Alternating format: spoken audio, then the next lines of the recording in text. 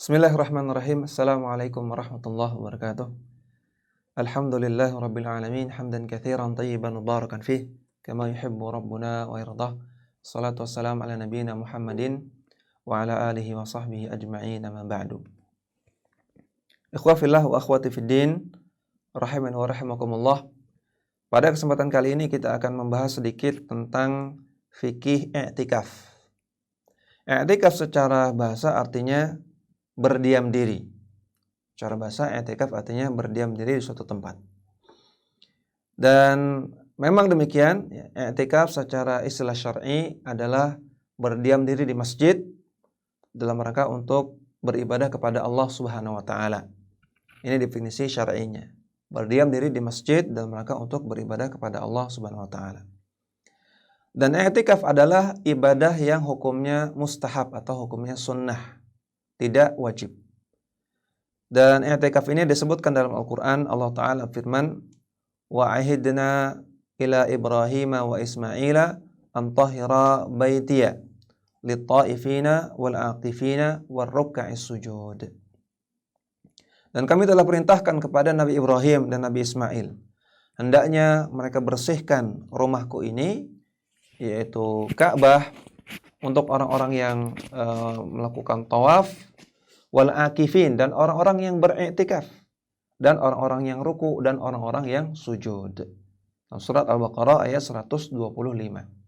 Di sini Allah sebutkan di antara ibadah yang dilakukan di Baitullah yaitu tawaf, iktikaf, ruku, dan sujud. Berarti iktikaf adalah ibadah yang disyariatkan. Dan juga sebagaimana sabda Nabi sallallahu alaihi wasallam atau sebagaimana hadis dari Nabi sallallahu alaihi wasallam, anna Nabiyya sallallahu alaihi wasallam kana ya'takifu al-ashra al-awakhira min Ramadhana hatta tawaffahu Allah. Biasanya Nabi sallallahu alaihi wasallam beliau beriktikaf di 10 hari bulan Ramadan sampai Allah taala wafatkan beliau. Hadis sahih riwayat Bukhari Muslim. Jadi Nabi sallallahu alaihi wasallam selalu beriktikaf semenjak disyariatkannya i'tikaf sampai beliau wafat. Ya, tidak pernah Nabi SAW di bulan Ramadan tidak i'tikaf, tidak pernah. Beliau selalu beriktikaf. Maka ini dalil bahwasanya i'tikaf adalah ibadah yang dianjurkan. Dan ulama ijma bahwasanya i'tikaf adalah ibadah yang dianjurkan hukumnya. Kemudian berapa kadar minimal untuk berdiam diri di masjid sehingga bisa disebut sebagai i'tikaf? Berapa lama kita harus berdiam diri di masjid sehingga ibadah kita dengan berdiam diri di masjid itu bisa dianggap sebagai i'tikaf yang sah? Maka di sini ada beberapa pendapat ulama. Ulama berbeda pendapat menjadi 4 pendapat. Yang pertama adalah pendapat yang mengatakan i'tikaf itu minimalnya 1 hari atau 1 malam. Ya, perhatikan ya, 1 hari atau 1 malam. 1 hari itu berarti dari sejak subuh ya sampai waktu maghrib. Itu namanya 1 hari. 1 malam itu berarti sejak masuk waktu maghrib sampai selesai atau sampai datang waktu subuh. Ya. Ketika maghrib masuk masjid, kemudian berdiam diri di masjid, tidak keluar sampai datang waktu subuh. Ya, setelah sholat subuh baru keluar. Itu namanya i'tikaf 1 malam. Inilah kadar minimal i'tikaf menurut pendapat Abu Hanifah, sebagian ulama Malikiyah, dan juga sebagian ulama Syafi'iyah. Kedua, pendapat yang kedua yang mengatakan i'tikaf itu minimal sehari semalam, artinya 1 hari, 24 jam. Ini pendapat ulama Malikiyah, pendapat resmi mazhab Maliki. Kemudian yang ketiga, pendapat ulama yang mengatakan minimal i'tikaf itu 10 hari. Ini merupakan pendapat Imam Malik. Ya, kalau tadi pendapat Malikiyah, kalau ini pendapat imamnya, pendapat Imam Malik. Karena Nabi SAW selalu i'tikaf 10 hari tadi, sebagaimana hadis Bukhari Muslim yang sudah kita sebutkan tadi. Maka kata Imam Malik, i'tikaf itu 10 hari, sebagaimana Rasulullah. Dan yang keempat, pendapat jumhur ulama yang mengatakan i'tikaf itu boleh walaupun hanya sebentar. Karena dalam dalil-dalil yang menyebutkan tentang i'tikaf tidak disebutkan batas waktunya, tidak disebutkan kadar minimal waktunya, maka tidak ada batasan. Sehingga walaupun cuma 5 menit, walaupun cuma 10 menit berdiam diri di masjid dengan niat i'tikaf, itu sudah dianggap i'tikaf yang sah. Ini pendapat jumhur ulama. Namun wallahu taala a'lam, pendapat yang rajih ya, sebagaimana ini dirajihkan oleh Syekh Khalid Al-Musyaiqih dalam kitab beliau Fiqhul I'tikaf. Beliau katakan yang rajih i'tikaf itu adalah sehari atau semalam. Sebagaimana riwayat dari Umar bin Khattab. Anna Umara qala, "Ya Rasulullah, inni nadhartu fil jahiliyah an a'takifa lailatan fil Masjidil Haram." Kata Umar, "Wahai Rasulullah, aku pernah bernazar ketika masa jahiliyah untuk beriktikaf di Masjidil Haram satu malam, lailatan, selama satu malam." Qala aufi nadharaka. Kata Nabi SAW, kalau begitu penuhilah nazarmu tersebut. Hadis riwayat Al-Bukhari. Maka di sini Umar bin Khattab berpandangan, beliau memahami bahwasanya i'tikaf itu satu malam. Ini batasan minimalnya i'tikaf, satu malam. Andaikan beliau memandang i'tikaf itu boleh hanya sebentar, maka tentu beliau hanya akan bernazar untuk sebentar saja i'tikaf. Namun karena beliau memahami bahwasanya i'tikaf itu satu malam, maka beliau pun bernazar i'tikaf satu malam di Masjidil Haram. Ya, wallahu taala alam, ini pendapat yang lebih kuat dalam masalah ini, yaitu bahwasanya i'tikaf minimalnya satu malam. Masuk masjid sebelum maghrib, nanti dan di sana di dalam masjid melakukan ibadah-ibadah, ya berdiam diri di masjid, tidak keluar, yang nginap di masjid, kemudian baru keluar setelah waktu subuh. Ya, dan ini yang paling minimal. Andai kan ingin lanjut juga tidak mengapa. Kemudian ketika dia sudah keluar, maka sudah selesai i'tikaf dia. Kalau dia masuk lagi pada hari selanjutnya, maka itu i'tikaf yang baru. Ya, itu i'tikaf yang baru. Jadi ini pendapat yang rajih, walaupun kita katakan ini masalah khilafiyah, ijtihadiyah, maka kita toleran kepada pendapat yang lain. Jadi andaikan ada yang menguatkan pendapat bahwasanya i'tikaf itu hanya sebentar pun tidak masalah ya. Kemudian disebutkan dalam surat Al-Baqarah tadi di atas, surat Al-Baqarah ayat 125, bahwasanya i'tikaf itu di masjid. Ya, Allah Ta'ala katakan antahira baiti, membersihkan rumahku, yaitu masjid, untuk taif, untuk taifin, untuk akifin, untuk orang yang tawaf dan untuk orang yang i'tikaf. Maka dalam ayat ini i'tikaf dikaitkan dengan masjid, dan dalam semua dalil tentang i'tikaf semuanya dikaitkan dengan masjid. Sehingga kata para ulama, i'tikaf itu hanya bisa dilakukan di masjid, tidak bisa di tempat yang lain. Tidak bisa i'tikaf di rumah. Namun ulama khilaf, masjid mana yang boleh i'tikaf? Pendapat yang pertama, yaitu ulama yang mengatakan masjid yang boleh dijadikan i'tikaf, tempat i'tikaf adalah masjid jamaah, yaitu masjid yang di sana didirikan sholat berjamaah 5 waktu. Masjid yang didirikan sholat 5 waktu setiap hari di sana disebut dengan masjid jamaah. Ini merupakan pendapat jumhur tabi'in, dan juga pendapat mazhab Hambali, dan juga pendapat mazhab Hanafi. Tidak sah i'tikaf di masjid yang tidak dilaksanakan sholat jamaah secara rutin, misalnya seperti masjid kantor, masjid sekolah, yang terkadang di hari-hari tertentu libur, tidak ada sholat jamaah. Maka ini tidak boleh dijadikan tempat i'tikaf menurut ulama Hambali dan Hanafi. Kemudian pendapat yang kedua, boleh i'tikaf di semua masjid, yang penting namanya masjid. Ya, dan juga termasuk di sana musola. Ya, musola itu ini istilah untuk orang Indonesia. Ya, masjidnya kecil. Masjid yang kecil disebut dengan musola. Ya. Namun sebenarnya ini termasuk masjid juga dalam fikih, dalam istilah syar'i. Masjid walaupun kecil, walaupun disebut musola oleh orang-orang Indonesia, tetap ini namanya masjid juga. Jadi boleh beriktikaf di semua masjid, walaupun tidak dilaksanakan sholat jamaah secara rutin. Ini merupakan pendapat Syafi'iyah dan juga pendapat Malikiyah. Kemudian yang ketiga, i'tikaf itu harus di masjid jami, yaitu masjid yang didirikan sholat Jumat di sana. Ini merupakan pendapat Hammad dan juga As-Sun'ani dan juga Abu Ja'far dan juga Al-Hakim. Dan juga merupakan salah satu pendapat dari Syafi'iyah dan Malikiyah jika masa i'tikaf itu bertemu dengan salat Jumat. Kemudian pendapatnya keempat, ini merupakan pendapat dari Sa'id bin Musayyab dan juga Atha, ya, ulama tabi'in, yang mereka mengatakan i'tikaf itu harus di Masjidil Haram atau di Masjid Nabawi. Wallahu taala a'lam, pendapat yang lebih rajih adalah pendapat yang pertama, bahwasanya i'tikaf itu hanya boleh di masjid jamaah, masjid yang didirikan di sana sholat berjamaah. Sebagaimana riwayat dari Ali bin Abi Thalib radhiyallahu ta'ala anhu, beliau mengatakan, la i'tikafa illa fi masjidi jama'atin. Tidak boleh ada i'tikaf kecuali di masjid jamaah. Diriwayatkan oleh Abdul Razak dalam Al-Musannaf. Demikian juga dalam riwayat dari Ibnu Abbas radhiyallahu ta'ala anhu, beliau mengatakan, la i'tikafa illa fi masjidin tujma'u fihi as-salawat. Tidak ada i'tikaf kecuali di masjid, di tempat di mana manusia kumpul-kumpul untuk melakukan salat-salat.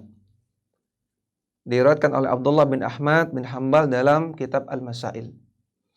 Ya, maka dari keterangan Ali bin Abi Thalib dan juga Abdullah bin Abbas ini menunjukkan bahwasanya i'tikaf itu harus di masjid jamaah, tidak sah di masjid yang lain.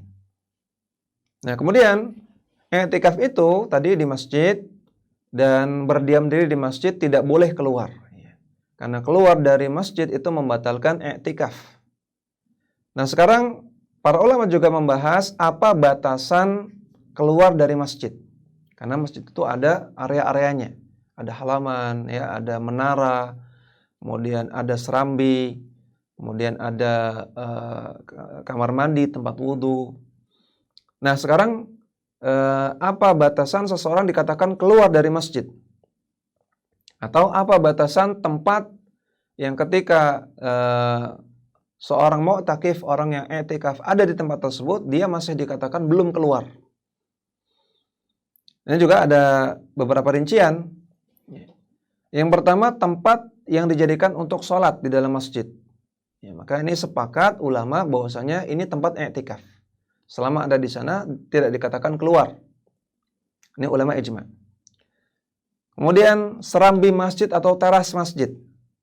Jumhur ulama mengatakan serambi masjid itu sah untuk i'tikaf di sana. Serambi masjid adalah bagian dari masjid dan sah untuk i'tikaf di sana.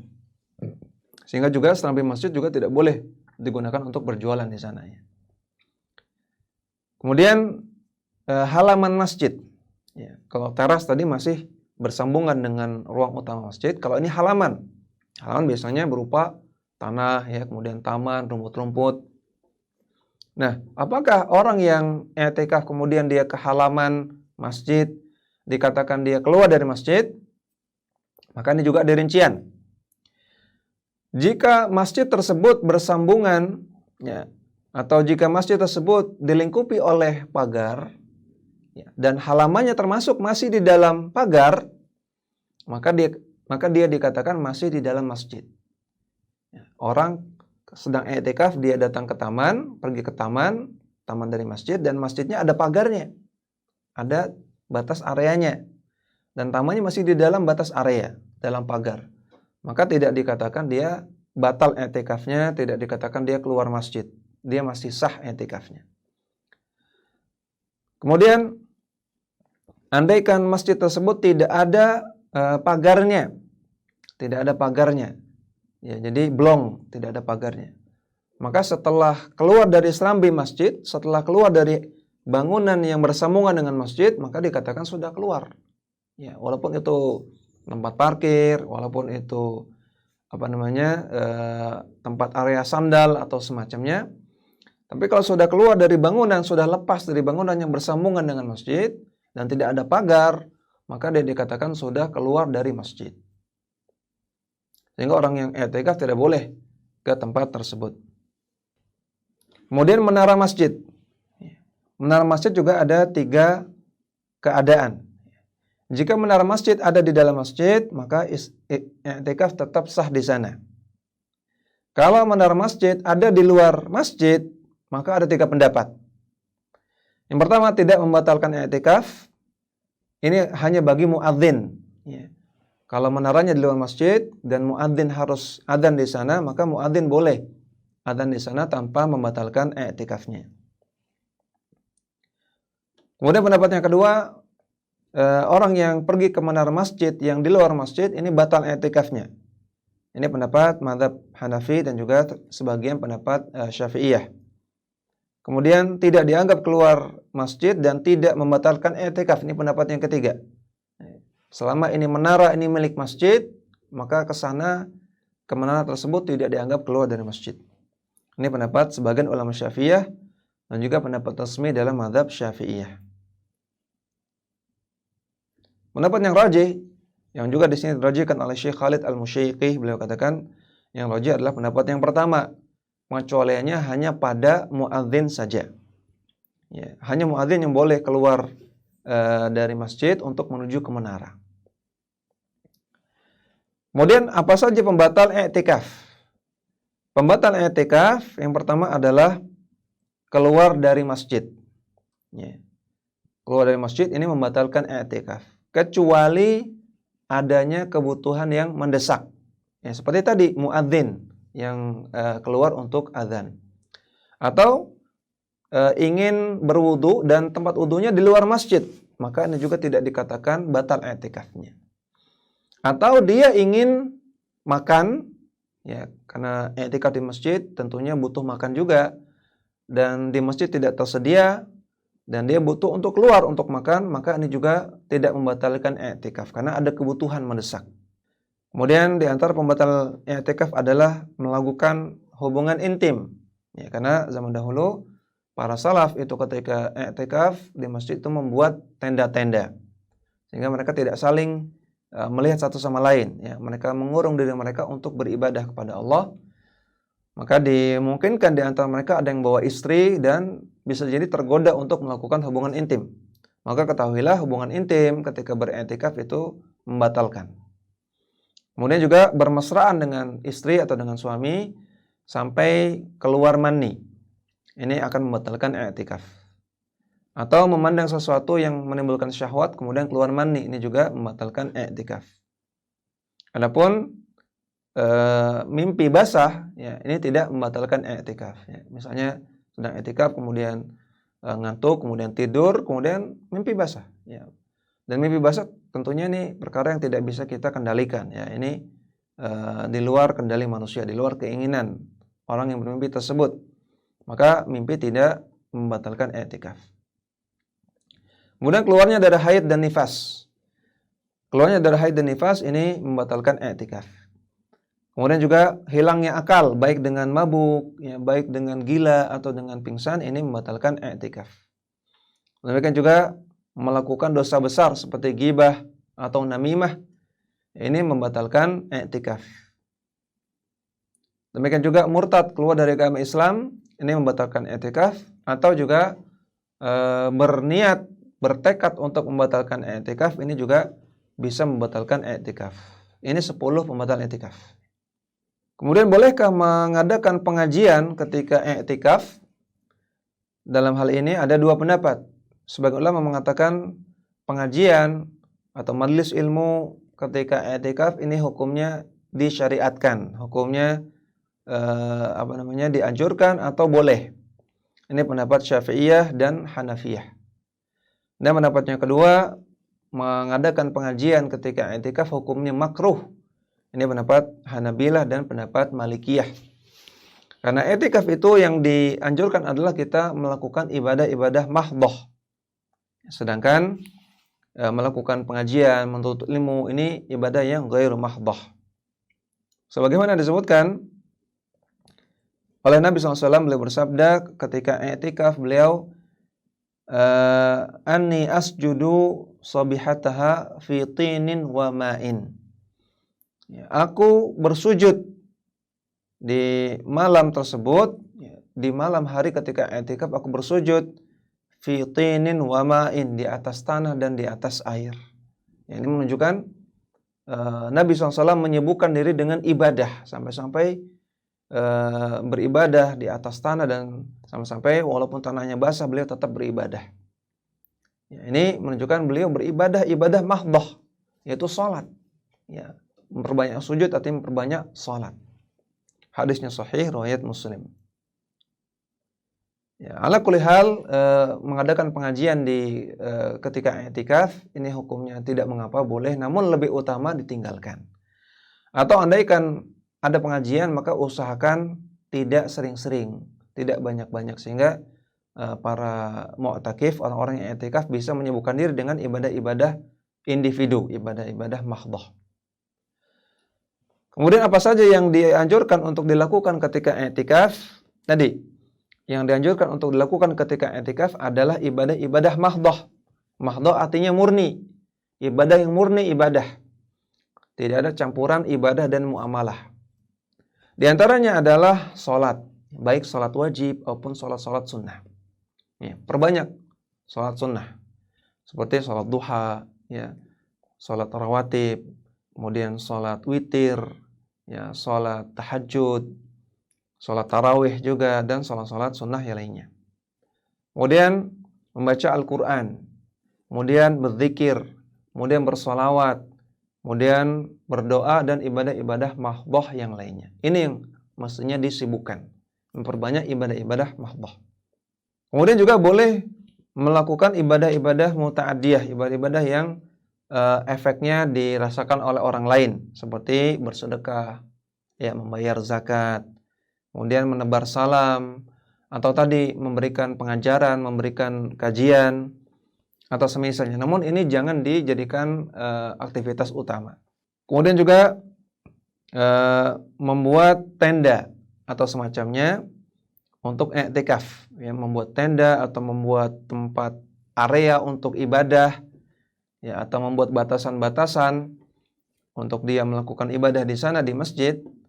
Ini ibadah, ini perbuatan yang dilakukan oleh para salaf, ya, karena mereka ingin fokus beribadah, melakukan ibadah-ibadah individu, sehingga mereka sampai membuat tenda, membuat area di masjid, ya, ketika beriktikaf. Kemudian hendaknya ketika iktikaf meninggalkan perkara-perkara yang tidak bermanfaat, ya, seperti ngobrol-ngobrol yang tidak manfaat, ya, atau seperti baca buku yang tidak manfaat, baca komik, baca novel, atau main game, atau perbuatan-perbuatan yang tidak manfaat lainnya. Karena kita sedang berusaha khulwah, ya, berdua dengan Allah Subhanahu wa taala, melakukan ibadah-ibadah yang pribadi, ibadah-ibadah yang sifatnya ibadah individu. Ya, maka hendaknya jauhi perbuatan-perbuatan yang selain ibadah. Ya, jauhi perbuatan-perbuatan yang tidak bermanfaat. Perbuatan-perbuatan yang selain ibadah boleh, seperti makan, minum. Tentunya ini perbuatan yang dibutuhkan, ya. Makan, minum, kemudian mandi, kemudian misalnya cuci muka, ya, atau gosok gigi. Karena ini kebutuhan, ya. Kalau memang itu dibutuhkan tidak masalah. Namun kalau tidak ada manfaatnya maka hendaknya dihindari. Kemudian juga dianjurkan melakukan i'tikaf itu penuh selama 10 hari. Ya, sebagaimana diamalkan oleh Rasulullah SAW dan juga para sahabat. Ya. Dan mereka keluar i'tikaf itu ketika sholat Id. Ya, jadi Nabi SAW masuk masjid di malam 21 Ramadan, keluar masjid itu ketika mau sholat Id. Ya, jadi 10 hari full diam di masjid. Kemudian yang terakhir, bolehkah tidur ketika i'tikaf? Jawabannya boleh. Ya. Tidur ketika i'tikaf jawabannya boleh. Karena tentunya tidur ini dibutuhkan. Andaikan nanti tidak tidur, maka tentunya akan berbahaya untuk kesehatan, ya. Kelelahan, kemudian berbahaya untuk kesehatan. Namun hendaknya jangan sampai tidur itu menjadi aktivitas yang menghabiskan waktu. Ya, habis waktu untuk tidur saja. Ya, mayoritas utama atau mayoritas waktunya itu dihabiskan untuk tidur saja. Jadi ini banyak yang terjadi di masyarakat kita. I'tikaf itu hanya pindah tidur. Biasanya tidur di rumah, sekarang tidurnya di masjid. Maka ini tentunya kurang tepat, ya. Hendaknya di masjid ketika beriktikaf itu sibukkan diri dengan ibadah, ya, bahkan sampai bergadang-bergadang. Tidur itu boleh, tapi hanya sebentar saja. Sebagaimana tadi dalam hadis Nabi SAW beriktikaf selama 10 hari full, tidak pulang. Dan juga dalam hadis yang lain, wa kana la yadkhulul baita illa li hajatin idza kana mu'takifan. Nabi SAW tidak pernah pulang ke rumah ketika sedang beriktikaf kecuali li hajatin, kecuali sebentar saja ketika ada kebutuhan. Hadis sahih riwayat Bukhari Muslim. Maka Nabi 10 hari di masjid. Apakah mungkin Nabi tidak tidur 10 hari? Tentunya kita katakan tidak mungkin atau kecil sekali kemungkinannya. Ya, tentunya beliau tidur untuk menjaga kebugaran, menjaga kesehatan agar bisa ibadah lagi. Sehingga menunjukkan boleh tidur di masjid. Ya. Sebagian pengurus masjid itu melarang tidur di masjid dengan alasan nanti masjidnya terkena air liur. Maka kita katakan air liur ini bukan najis. Ya. Tidak terdapat dalil yang sahih yang menunjukkan bahwasanya air liur adalah najis. Maka air liur itu bukan najis. Sehingga ini bukan alasan utama untuk melarang orang tidur di masjid. Namun tentunya kita perlu menjaga kebersihan masjid karena masjid tempat ibadah, maka jangan sampai terkena walaupun cuma air liur. Ya, jadi tidur di masjid boleh, ya, dan tidak boleh dilarang dengan alasan nanti terkena najis dari air liur. Ini alasannya kurang tepat. Namun hendaknya kita sampaikan kepada para orang-orang yang i'tikaf yang tidur di masjid untuk menjaga kebersihan seperti itu. Karena ini rumah Allah yang mulia, maka hendaknya jaga kebersihannya. Jadi kurang tepat kalau dilarang oleh pengurus masjid untuk tidur di masjid dengan alasan najis air liur. Ini kurang tepat. Apalagi tadi yang rajih i'tikaf itu 1 malam, ya. Dan bahkan Nabi SAW i'tikafnya 10 hari 10 malam. Maka tidak mungkin kalau tidak tidur, ya. Kalau pengurus masjid itu tidak membolehkan tidur di masjid, bagaimana bisa melaksanakan i'tikaf? Ya, padahal tadi minimalnya 1 malam, bahkan Nabi 10 malam. Kalau dilarang tidur di masjid nggak bisa i'tikaf. Ya, sekali lagi tidur di masjid hukumnya boleh dan air liur itu bukan najis, walaupun kita tetap harus menjaga kebersihan masjid. Namun jangan sampai tidur menjadi aktivitas utama ketika beriktikaf. Demikian yang bisa kita sampaikan. Mudah-mudahan Allah Ta'ala mudahkan kita untuk bisa beriktikaf di bulan Ramadan ini. Wassallallahu ala nabiyina Muhammadin wa ala alihi wa sahbihi wa sallam. Wa akhiru da'wana alhamdulillahi rabbil alamin. Subhanakallahumma wa bihamdika asyhadu an la ilaha illa anta astaghfiruka wa atubu ilaik. Assalamualaikum warahmatullahi wabarakatuh.